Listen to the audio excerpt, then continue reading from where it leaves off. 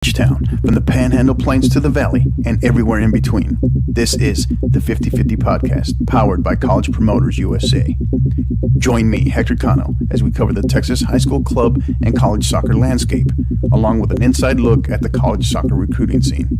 The 50/50 Podcast is a platform about the people and for the people who are dedicated to the beautiful game.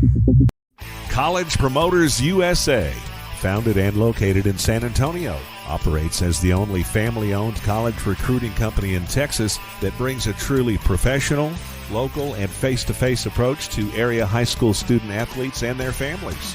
If your son or daughter is serious about college athletics, call them at 210-494-6363 or visit collegepromotersusa.com anytime. College Promoters USA, the best investment a parent can make in their high school student athletes. Here we go. It's another edition of the 50/50 Podcast presented by our proud partners, College Promoters USA. We're proud to be powered by College Promoters USA, America's premier college prep program and high school student athlete marketing service since 1997. Located here in San Antonio, you can find them locally in the Ventura Plaza Shopping Center.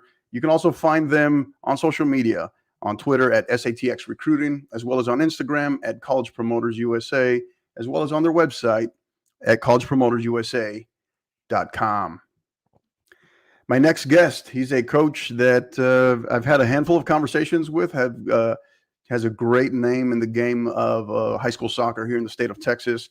We're glad to finally have him on the show. He is the head women's soccer coach of the Smithson Valley Rangers, not too far from me, actually. He is Jason Adkins. Coach, how are you? I'm doing great. It's great to be here. Awesome. We, like I said, we are glad to have you here. We're excited to have you here, and we're ready to go. You ready to jump in? Yeah, I'm ready to go. All right. Fire away. That's what I like. That's what I like to hear. All right. So, before we start asking a little bit more questions in terms of your program, where you guys are at, what you have coming back this year, tell us just briefly, Coach. You've been in the game for a while. You've been there, situated there at Smithson Valley for a good bit now. Tell us a little bit, just briefly, background and how you arrived at Smithson Valley. How long have you been there? Well, I mean, I grew up in San Antonio. I played high school soccer at MacArthur in San Antonio. I went to college in San Antonio. Went to University Incarnate Word. Played there. Knew while I was playing in college that I wanted to coach in the future. So I got in the game. I was coaching at Antonian for a year when I was in college. And then as soon as I graduated, I got an opportunity at Smithson Valley High School, and I've been there for 20 years and love every minute of it. And hopefully I can retire here. We'll see.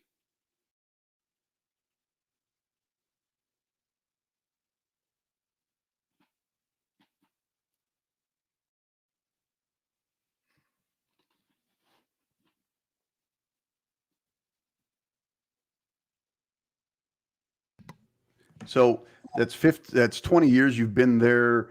It's probably about 4 or 5 years longer than I thought you had been there. You look back on it from the start of your time when you arrived to now.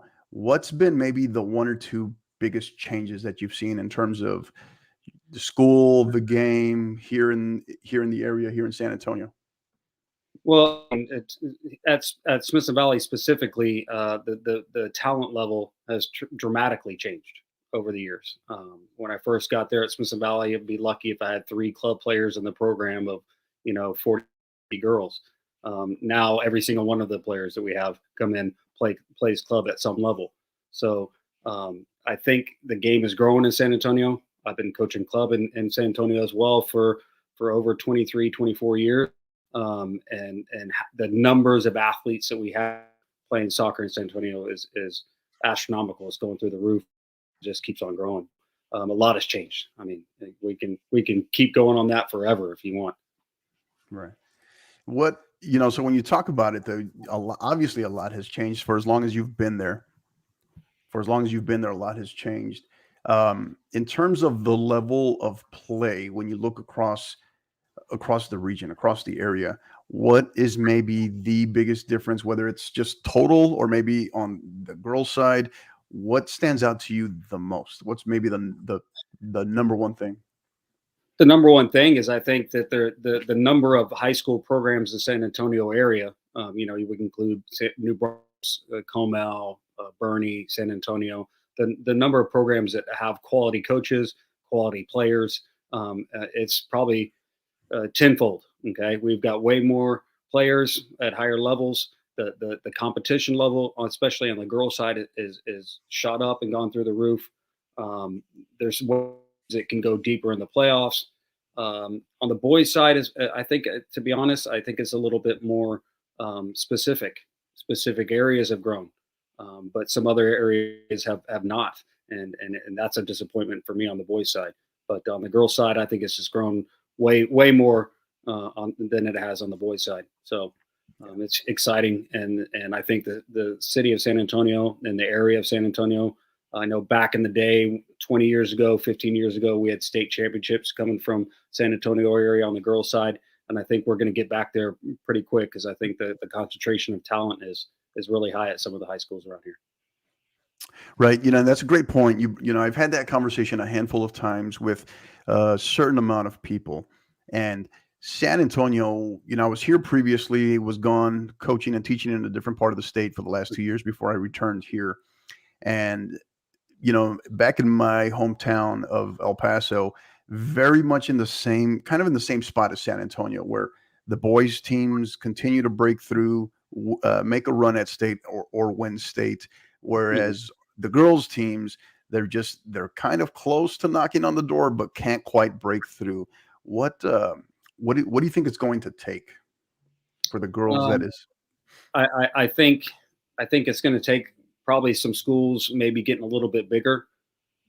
Right now, you see in North Side, Northeast is kind of landlocked, but Comel's doing it now. We're opening up schools every year, every 2 years, every 3 years. And the talent keeps on getting chopped in half. If you look at the schools in Dallas, schools in Austin, they allow them to grow and get a bit bigger than everybody else. So if you really want to compete, like maybe we're talking about the 6A level statewide, some schools are going to have to get a little bit bigger. Their depth has to get there. It seems like, North Side, you got some great schools like Clark and O'Connor, that are opening up, and Brandeis. You got another school opening. Within 4 years, you got another school opening that's drawing players from that area. So I think we struggle a little bit in San Antonio in that aspect. It's going to take us, a little while to maybe settle in, especially like a Smithson Valley or a new school like was just built in Comel, to settle in and maybe grow our depth. So what's your take, the recent news that was all about realignment? What are your thoughts on that, with numbers reported, projections, where you all stand to be, where you all are projected to be? What's your initial take on that? Well, for sure, we're going to go down 5A. Again, we just opened up a new school in Comel, Piper, and they took half of our freshman and sophomore classes this year. Next year, they'll take our incoming freshman class, so that's 3 classes. We'll drop down to 5A. Canaan, I think, and New Braunfels will stay 5A. Piper will be 5A, our new school. So I think it's really going to shake up the 5A districts around here. I think it's going to kick a lot of those Austin schools that are down in Region 4, where we're at, back into that Austin area. And I think because MacArthur, probably in Northeast, is going to go down. You got Veterans Memorial, you got Alma Heights. I think possibly Comel schools, us, maybe Wagner and Veterans Memorial out of that Judson district, and probably Hayes and Hayes-Lehman that are just north of us. I think that might probably be the district we're in, and maybe Bernie Champion as well. But I think the realignments actually is making 5A in this area stronger, a lot stronger, and taking away a little bit from 6A. I don't know how that 6A region is going to stack up and change, but dramatically change to 5A, this realignment coming up. And I haven't seen that in probably about 10 years where it's really changed that much. Right. Yeah. And, shout out to, I think it was Texas High School Sports, who's been populating quite a bit of what appears to be maybe the closest thing to maybe the best projected mock realignment, I guess you could call it. That's going to make for a very interesting district and a very interesting region, right? You all coming down to 5A, you're there with Piper. You'd probably be there now with Bernie Champion as well. Yes. Yeah. So I could see that. Plus, what you're going to see in the 6A, it's going to shake things up a good bit for sure. So And we what they're transition gonna here, do Coach. We is talk. Let's. they got a new school. Oh, sorry about that. Go ahead, Coach. No, it's all right. Don't worry about it. The no, what I was going to say, I was going to ask about last year. We're going to start looking at last year here just briefly. So or not last year, but also your current district, right? District that you'll be in at least for one more year. 27 6A, tough district, obviously. Um, what you look at your district and then you look at last year and then going into this year. Last year finished in first place, finished undefeated, and then of course I'm going to bring up the sore subject here a little bit, Coach, but Go ahead. obviously you guys unfortunately you bowed out in the by district round, right? You dropped in penalties to Johnson. Not going to say you lost, but dropped in penalties to Johnson, right? um what what are your thoughts briefly when you look at that last year as far as kind of running the table, winning district, and then you unfortunately end the season kind of with a false start, if you will, kind of out of the gates. What was your thoughts on that? Yeah, and most coaches would never say that they would like to lose a game in district, but looking back at it, I've done this for a real long time. It kind of maybe would have helped us out to lose a game in district at some point in time. It's always great to go undefeated, and that's and the players deserve it, and the program deserves it. But I think when we got kicked in the teeth a little bit in the playoffs, tied time, we weren't necessarily used to that. We got some good competition in district, but I wish we would have maybe lost the game going into the playoffs, a little bit before, kind of wake us up again.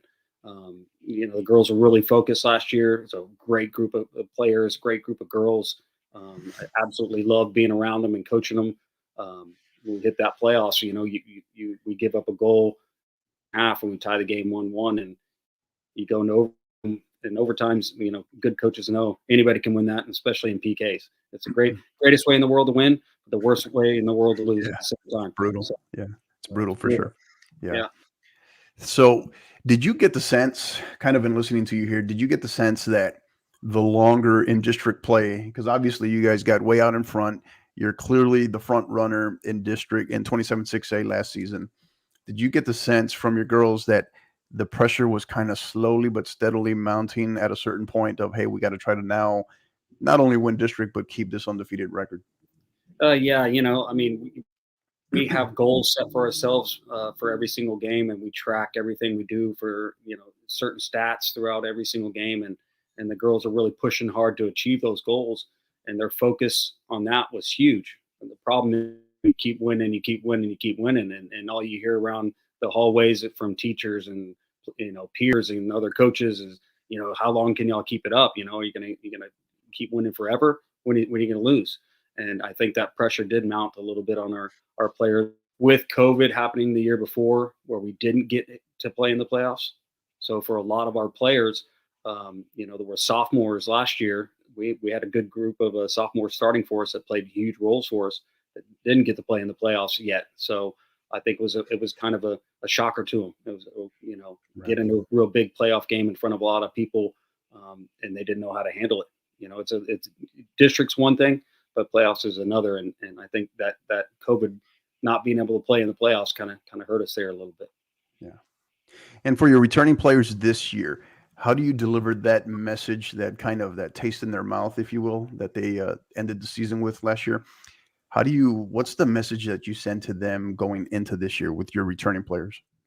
Well, we sat down and watched the film from last year, and we're going to sit down and watch that again before we start district. But hopefully remind them, look, as good as we're playing, as good as we're doing in each game here and there, it could be over. one game and you're done. And that's what the playoffs are all about. And again, I think some of our players that were really key to us last year that were younger had never been put in that situation before. So I think that they've been through it before, maybe have a little bit more schema going into this year. Hopefully this year playoffs. Right. Got it. So, we talked about last year. You ended the season 1-3, first place in 27-6A. Players that you have returning, who are some players maybe that that you can highlight for us this year, Coach, that have you excited about this upcoming season? Well, I mean, we have our 4-year goalkeeper starter back, Melina Martinez. She's a 2-year captain, going to play in college at Angelo State. Headed to Angelo State, right? Yeah. Yeah, she's huge for us. Great captain, great. We have a sophomore center back, Rylan Shippey. She started every game for us last year as a freshman at center back, which is usually unheard of, especially for a center. And I think she's going to be huge for us this year as well. We got a senior Taylor Swinson coming back. She got hurt in that playoff game and didn't get to play in the overtimes and the PK. But she's huge for us, and I'm expecting her to commit here pretty quick to play in college as well. Sabrina Taylor, she'll be a junior this year. She was our leading goal scorer as a sophomore last year and forward of the year in 27-6A as well. I think she's going to lead the pack again this year. But yeah, hate picking out certain players because, one player, two players, yeah, they're great and they're phenomenal and they do great for us, but it's a team effort. We all got to step up. Our players off the bench, when players are injured have to step up. And I'm really excited about this group's depth so far. So we'll see how it goes later on. Yeah. Yeah. Tell us what it's been like kind of building maybe over the last year to 2 years, I guess, where you knew Piper was coming in. Excuse me. You were kind of in a unique situation. How did your coaching staff and maybe your girls in your program, how did they respond? Or maybe even some of your incoming players who you knew they were going to have to kind of make a tough decision, right? Some of them in terms of, do I stay or do I maybe transfer over to this new incoming school in Piper High School? How did you all handle that? I find that to be kind of a pretty fascinating topic because we often hear about it when there's a new school coming in, but very rarely do we think about the actual people that impacts, such as obviously the students, the student athletes, but also the coaches, and how do they maneuver through that, I guess. Yeah, it's a tough situation, because we had 3 freshmen on varsity last year, 2 of them getting significant playing time and one of them stayed and decided to stay, and the other 2 decided to go to Piper and move on. And we to be honest, we don't talk about it much with the players. At no time was I like, oh, you need to stay here or you need to go there or this is best or that's best or whatever. I fully support them in whatever decisions they want to make. It's their journey. It's not mine. But the players that are here and the players that knew they're going to stay here understood that, yeah, there might be some players that are not going to be with us next year. And then we're going to have some players, that are coming in as freshmen. We have move-ins that move in. And we never focus on that kind of stuff because we can't control it. Right. I think some coaches really struggle with that, and players and teams, struggle with that. Well, this player there, this player went there. We're going to struggle. We don't just move on. It's the next player that's going to play, and who's going to step up next. And we don't put a whole lot of stock in it, to be honest. Gotcha. And you mentioned, I know some of your girls you were talking about who play club, and it's a pretty unique for yourself, relatively unique because you don't always get that in every high school coach.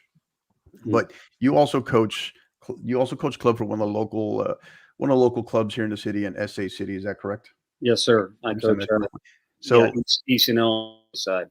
Yeah. So tell us a little bit about that, just in terms of coaching on the club side, and then also balancing that with high school, especially as a head coach, and then the kind of ongoing, always, I don't know, bickering, for lack of better words, between sometimes club and high school coaches. But because you're in that unique situation where you're heavily involved in both, what's your take on that?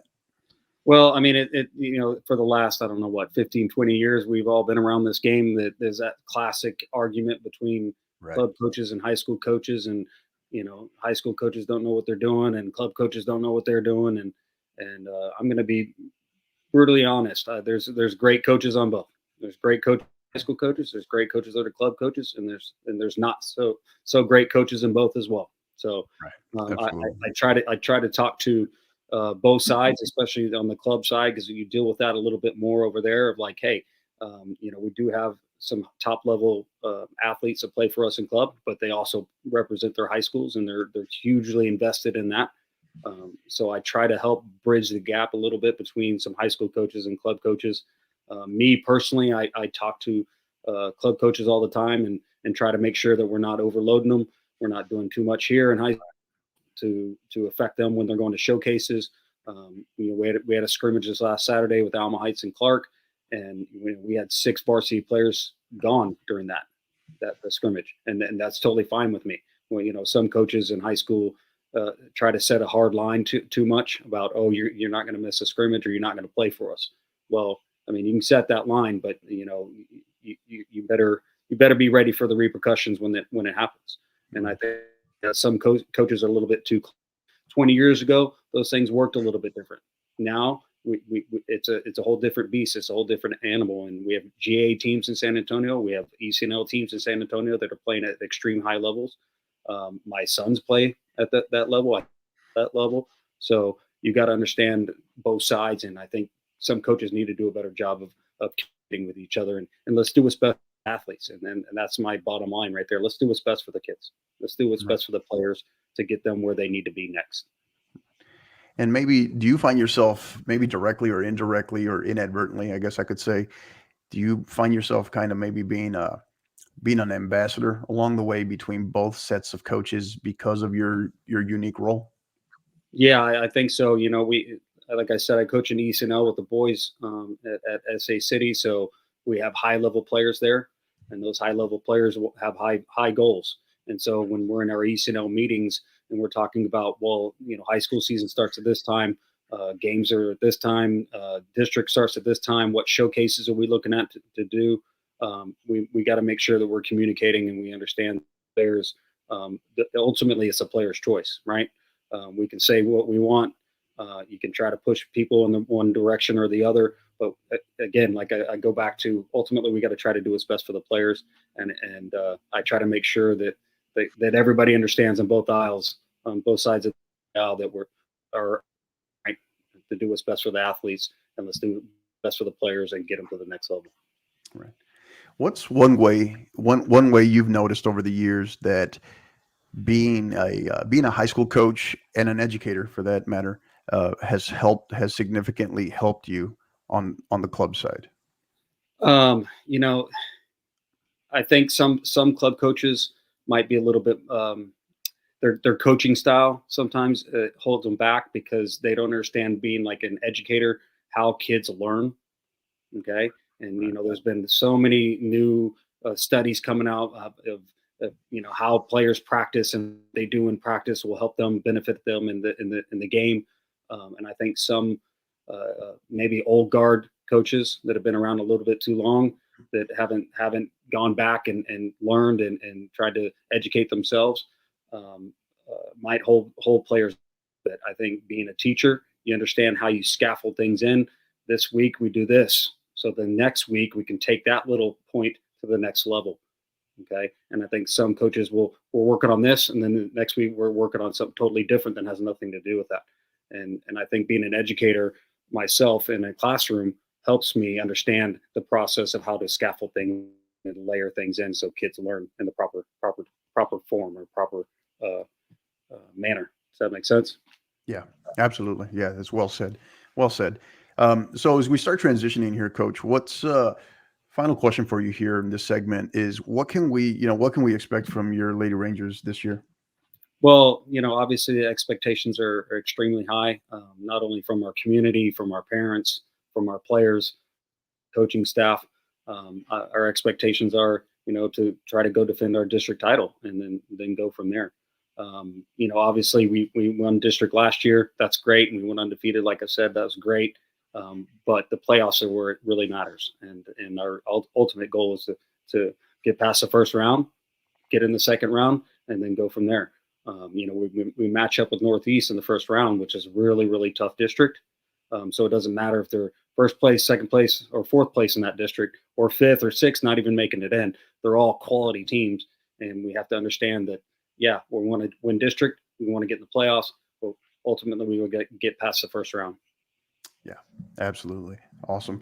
Great stuff, Coach. Well, hey, we're excited. We know you're going to stick around with us for our next segment, our counterattack segment. We get to pick on you a little bit, right? Have some fun with you. So, all right. So don't go anywhere. We'll be right back after a quick word from our partners.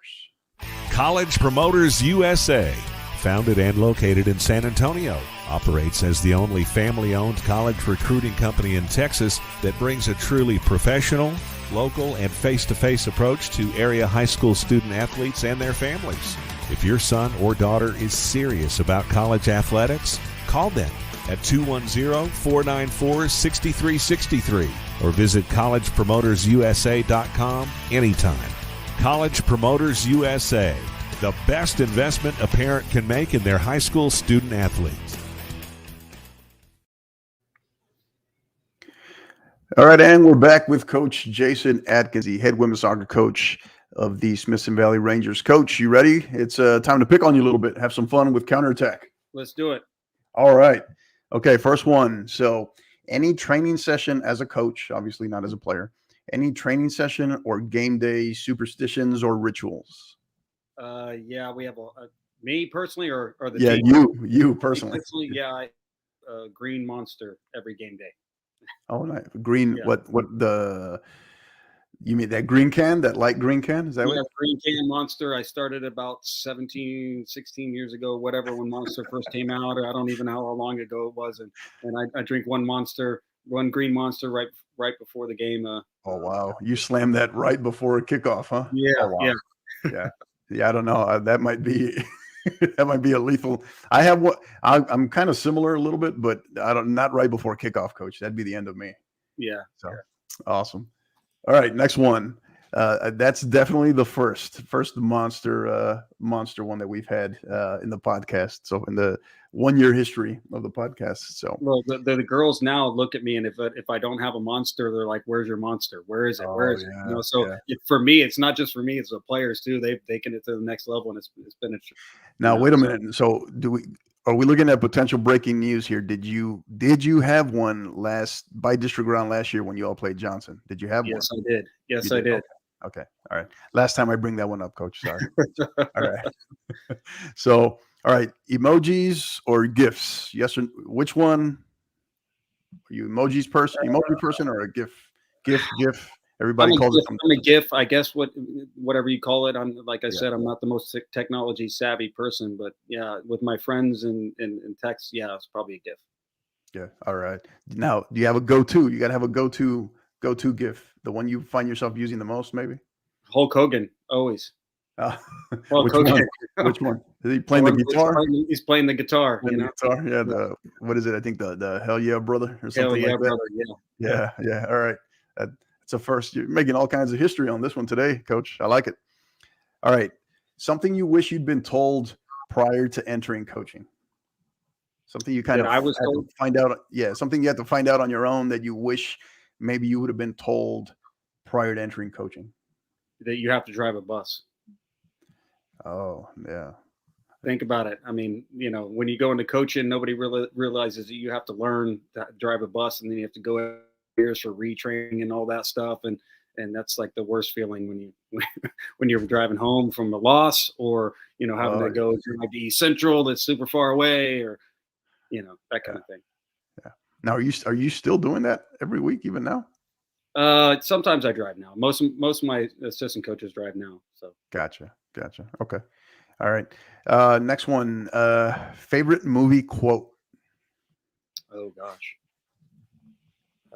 Probably that's a tough one. Maybe Forrest Gump. Life's like a box of chocolates. You never know what you're gonna get. Gotcha. Okay. That's a safe one. You pulled that one out pretty quick. Yeah. All right. Okay. So this one I always ask to coaches. You are made the soccer czar, and what's one thing you would change? You're in charge of all of soccer, every level in this country, one thing you'd change about soccer in America tomorrow. Ooh. Like first item, agenda item, first thing right off the bat tomorrow. Change like club soccer or like rules. I mean, Anything, any one thing, like one thing. you don't like have to. You don't have to pay to play. All right. Okay. Good. Awesome. You are not the first to share that one though, by the way. Yeah. So it's awesome. Okay. All right. Here's another one, and you can't say Tom Hanks on this one either, Coach. All right. Who would play you in a movie? Who would play you in a movie? God. Probably Tom Cruise. You know. Okay, you stayed with the Tom. I see what you did there. All right. Tom Cruise. Tom Cruise. All right. Not bad. Okay. All right. Bucket list destination, a place for you, your family before it's all said and done. Probably Greece. I want to go to Greece. Sweet. I'm a history teacher, history nut. So, you want to go to Greece and see and those types of things in Athens, Yeah. There you go. All right. Next one. So, favorite Netflix series since the start of the pandemic. Favorite thing you've binge watched. Probably Breaking Bad. You hadn't seen it prior to the pandemic? No, never even knew what it was before the pandemic. Oh wow, yeah. Well, I'll let you in on a little insight. I've never finished it. I think I got into like 3 seasons, and my wife and I I haven't finished it. So well, yeah, it I don't know if it was worth watching it, to be honest, but I binge watched it. Yeah, there you go. All right, morning or night person? Definitely morning person. All right, good deal. It's probably all the monsters from the day before, probably. Maybe.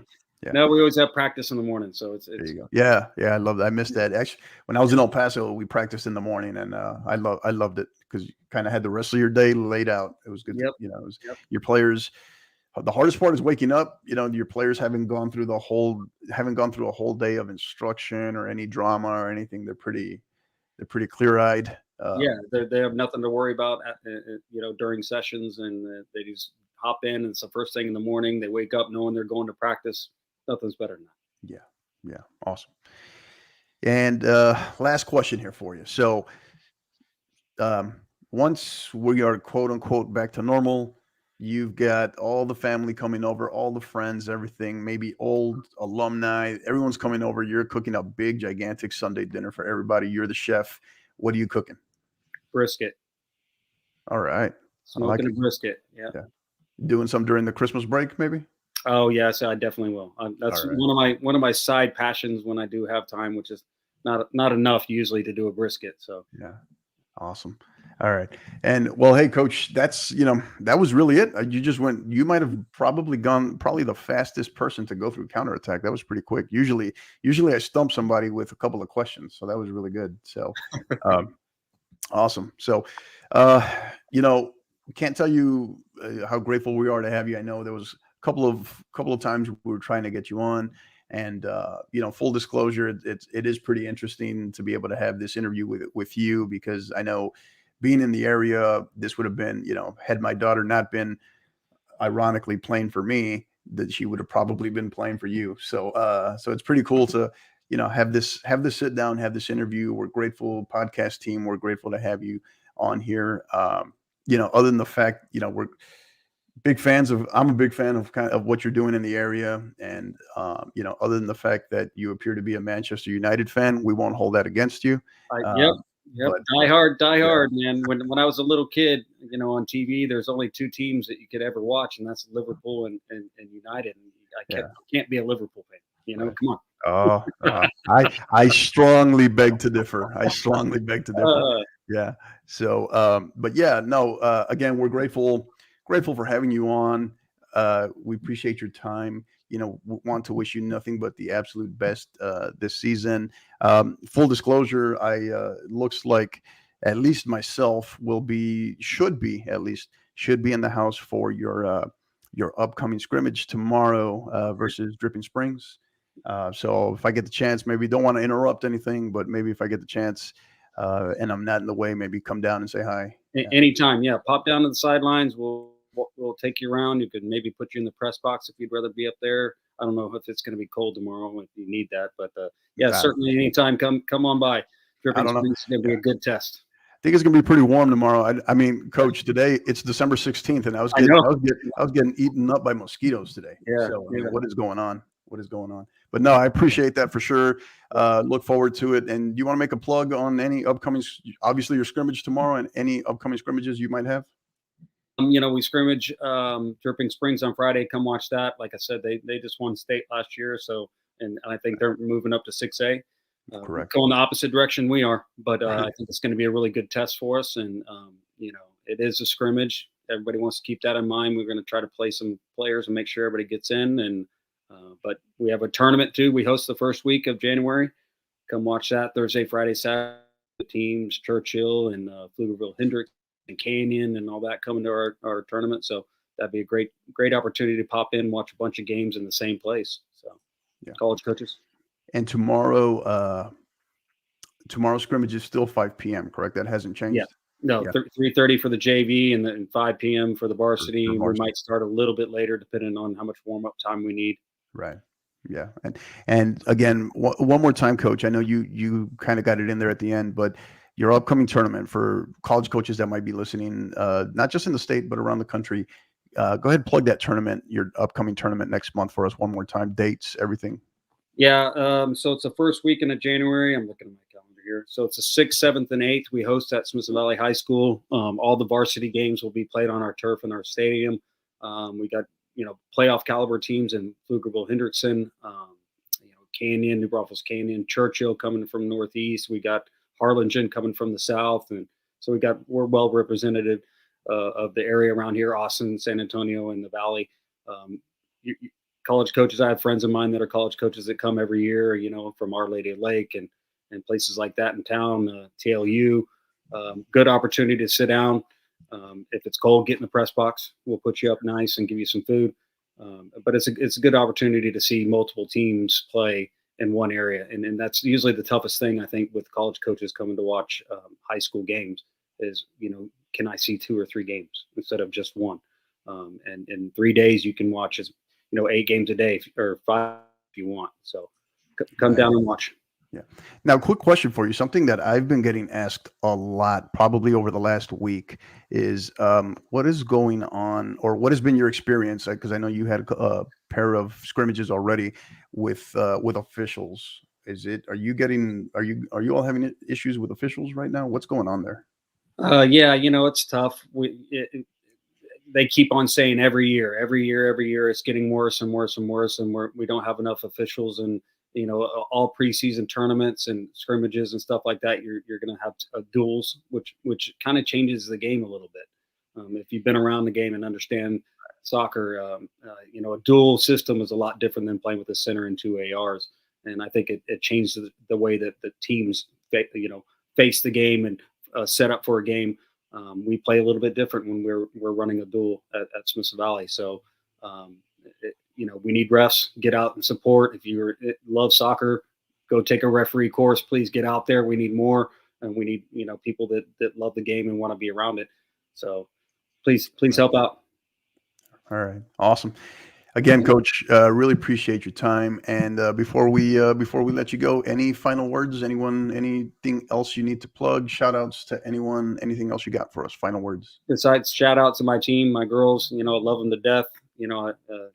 Sometimes they get upset because I'm pretty tough on them, and that's kind of the way I do things. But love you to death, and we're ready to rock this year. All right. Awesome.